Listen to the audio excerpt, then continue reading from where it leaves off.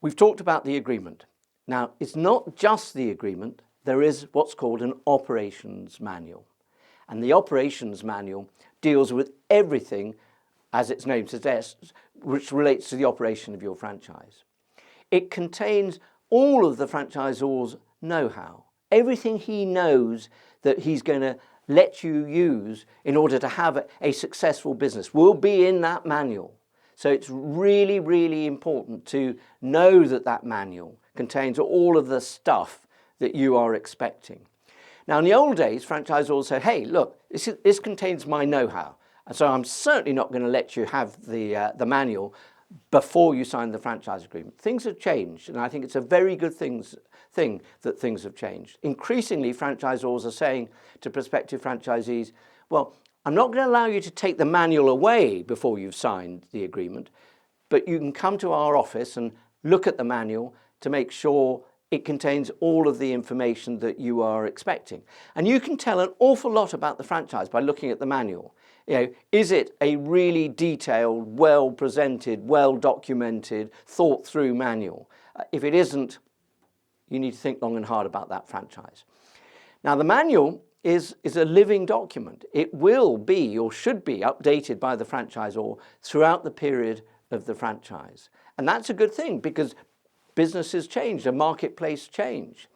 And we're going to give you a very, very quick run through about the sort of things that you can expect to see in a manual. Right, first thing to say about manuals is that no two manuals are the same, okay? So I'm just giving you an indication of the sort of thing you might expect to see. First of all, a simple business description of the system, what the business involves, and so on. You'd also expect a directory, all members of the head office, your BDM, business development manager, person who's going to be helping you on a regular basis, and details of all of the other franchisees, details of suppliers, and all of those sort of people should be set out so that you have very easy access to people you may need to speak to.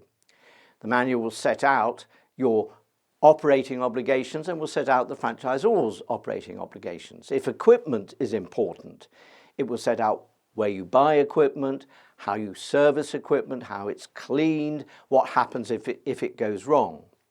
Stock and purchasing, it will or should set out how stock is to be purchased, how you work out what stock to purchase and when, enabling you to analyze purchasing requirements of your business to make sure you don't have too much stock. IT is getting more and more important because software is becoming more important. Increasingly, franchisors are developing their own software, as we've already said, and they want it to operate on hardware that actually works as far as the software is concerned. Very often also, franchisors want to have electronic access to all of the data in your IT. So the franchisor will often specify what IT you should have. If it's a vehicle-based franchise, the manual will set out how old it is, how often it's to be cleaned, how to service, signage on it, and so on. Likewise for premises. The manual will contain all the forms that you need for your franchise. There will be substantial record keeping and reporting to the franchisor about how your business is doing. And the manual will contain the sort of forms that you're required to complete. It will tell you how to invoice and set out the invoicing forms, your customers, how regularly to do it, what to do with chasing bad debts. You would expect the manual, if the franchise contemplates you taking on staff, to deal with employment law. Numbers of staff, how to give warnings, and so on. It will certainly address advertising and marketing, how to promote your franchise. It may indeed, and usually does, contain advertisements and PR letters or things that you can send to the local press and so on. The manual normally contains details about the insurance that you are required to take out, and you need to obtain full details about that before you sign the franchise so that you can cost that element of the franchise.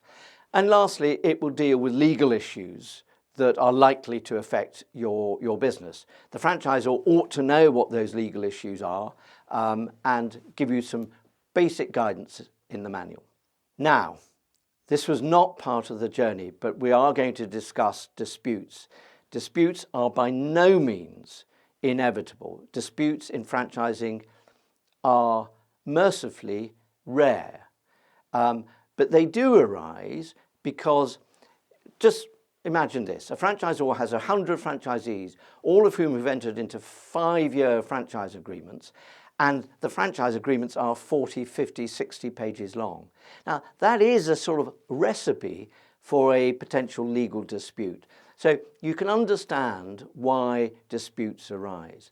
They tend to arise from a franchisee's perspective because you don't think that the franchisor has done what the agreement said he would do, or the franchisor told you, gave you some information to encourage you to enter into the franchise that turns out not to be correct. So very often you see breach of contract and what lawyers call misrepresentation claims. Now, if I just say one thing to you about disputes, and that is don't get involved in them. Resolve them amicably. The only people who win from disputes are lawyers. Now, that's delightful if you want to make lawyers rich, but very few people, unfortunately for me, actually want to do that. So always try to find an amicable solution. Raise issues with the franchisor, communicate to the franchisor and say why you're not happy, what it is that you think the franchisor should do differently. Also, listen to the franchisor, and if the franchisor says you're not doing what you should be doing because you think you know best, listen to the franchisor and actually contemplate doing what the franchisor wants you to do. So always try to resolve disputes amicably. Don't rush into going to see a lawyer. Now, how are disputes in franchise agreements resolved? Well, there are 3 ways. And by far the best way, and you need to check the franchise agreement to make sure that this is in the franchise agreement, is mediation. Mediation is relatively cheap, relatively quick, it's confidential. Nobody decides who's right or wrong, but the role of the mediator is to put the parties together to find a commercial solution.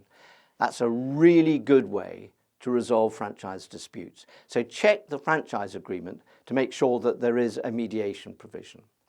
A less good way is arbitration. The British Franchise Association has an arbitration scheme. And again, you need to check the franchise agreement to see if that's in there and obtain the franchisor's confirmation that he's happy to use the BFA's arbitration scheme.